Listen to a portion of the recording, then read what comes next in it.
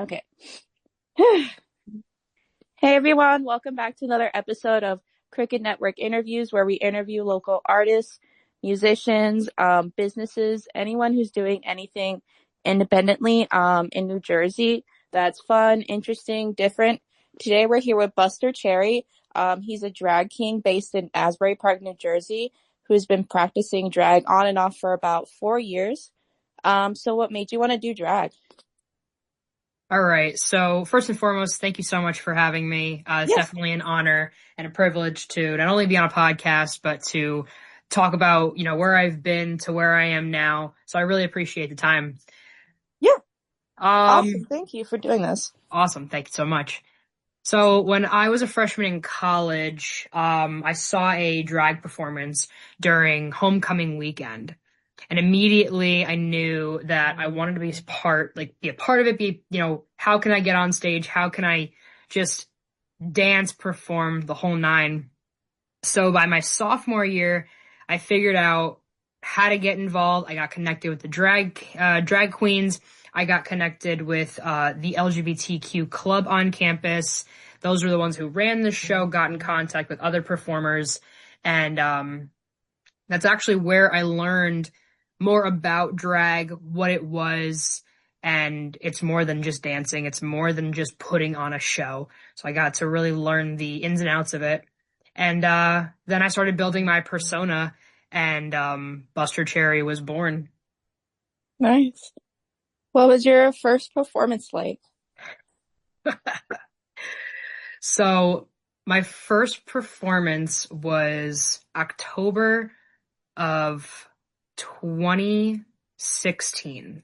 I was a sophomore, and I had my girlfriend at the time use her pencil mascara to draw on my beard, and I used all of her makeup, and I put on the dressiest shirt that I owned and the beigest pants I owned Mhm. with some suspenders, and I just did a dance and lip synced to Low by Flo Rida.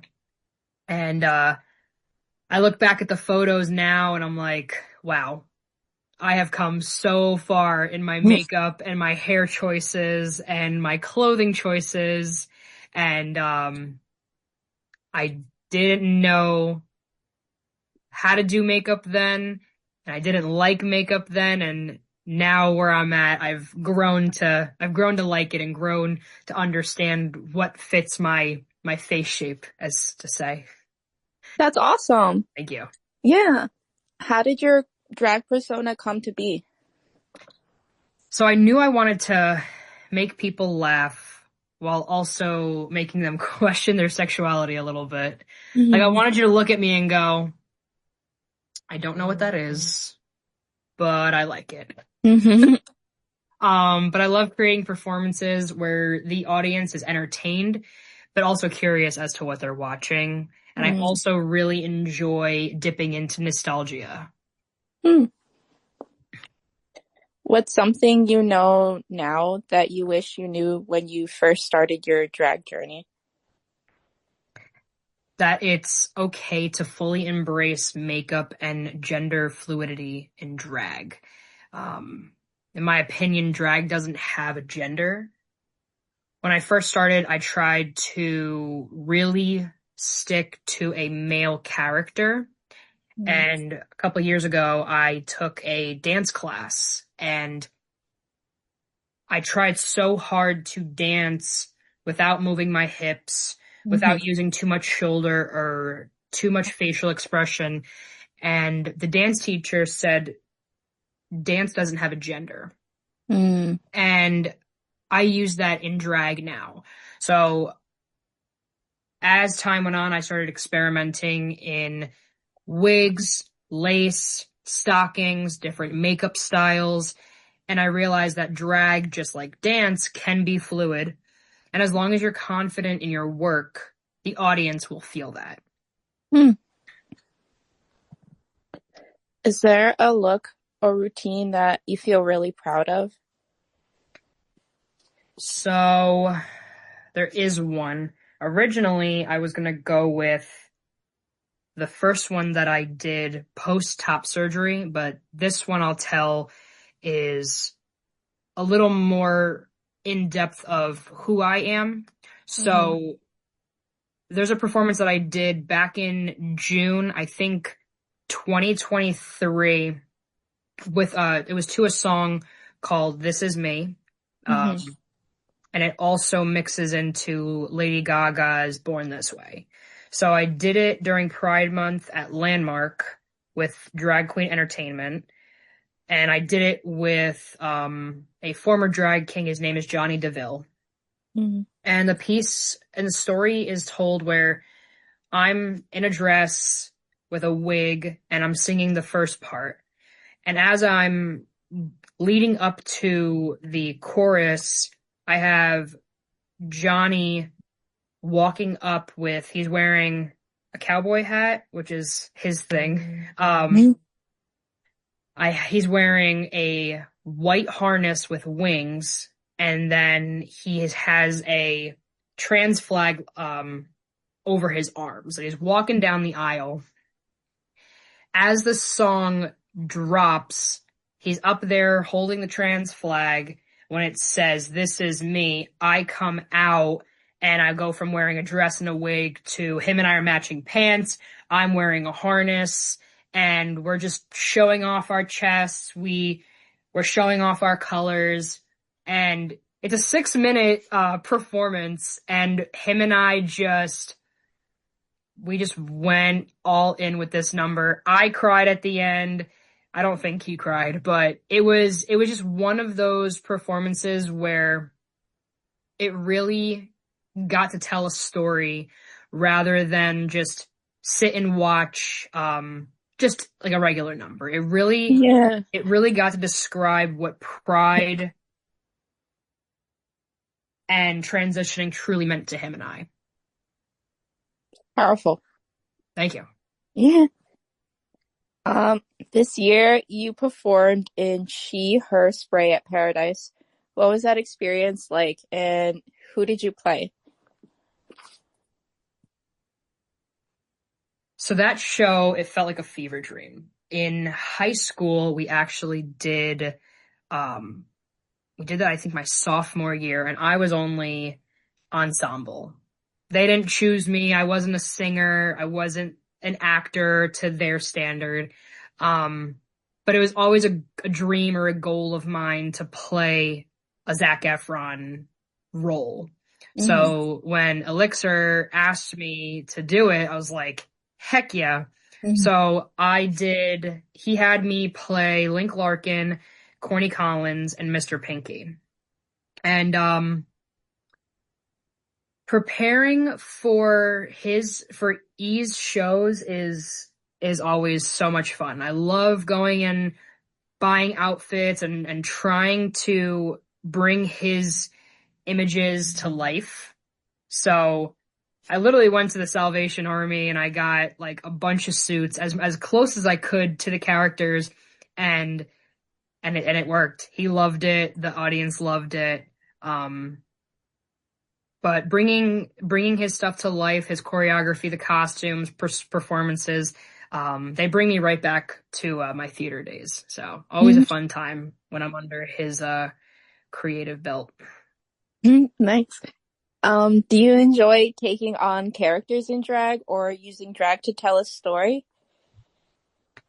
Yeah, so taking on a character is one of my favorite part of drag. It gives me a chance to step outside of myself, out of my everyday self. I get to take a break of who I am on a day to day. So I get to channel characters like Powerline from a Goofy movie, Danny Zuko or Lord Farquaad, like in my own way. Mm-hmm. And it's a lot of fun. I'm able to make people laugh, and I'm able to help people forget about the outside world, even if it's just for a little. It's such a powerful feeling to get people to laugh or even cry during the times that we're living in right now, which is absolutely crazy. Yeah, I think that's a really the most powerful thing about art in general is just making people feel things. Yeah, 100%. Are there any drag performers who inspire you? Yes. So I gave myself my top three because I really couldn't choose just one. Um, but my top three are gonna be Astala Vista. She is the owner or co-owner of Drag Queen Entertainment, and she also happens to be my drag mother. I mentioned them before, but Elixir and Bulky Versace. I've worked with them. I'm constantly inspired by them and always learning from their work. They're always able to answer a text, any advice, any ways I can spice up my performances. Um, and watching them and even seeing how far they've come on their drag journey is awesome. So I really give them all the credit that I can. I think that's awesome that even though they inspire you, you can also kind of rely on them as well for like advice and stuff. Yeah, they're truly wonderful mothers, sisters, aunts, all the drag relatives. Is there a venue where you feel mostly at home? So there's one, but it no longer exists. Rest in peace to Salties, if you know, you know.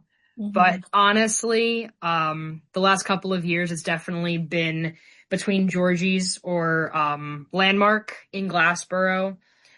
Between working with my drag mother and Landmark is always wonderful, and seeing her coworkers and seeing her boyfriend is always a good time. But Georgie's working alongside Tasty, even Divinity on Sundays at her brunch. It really is always a good time. It's a safe space. Everyone is welcoming. The security guards, the owner, everybody, even the bartenders. Everyone is great at Georgie's. If I can hype them up any more than I already am, I 100% will. But the way that they're running the shows, they make it an amazing experience every single time. Yeah, exactly. I think especially what you mentioned about the security guards and the bartenders, Oh like yeah. they all know each other and they all remember you when you go there.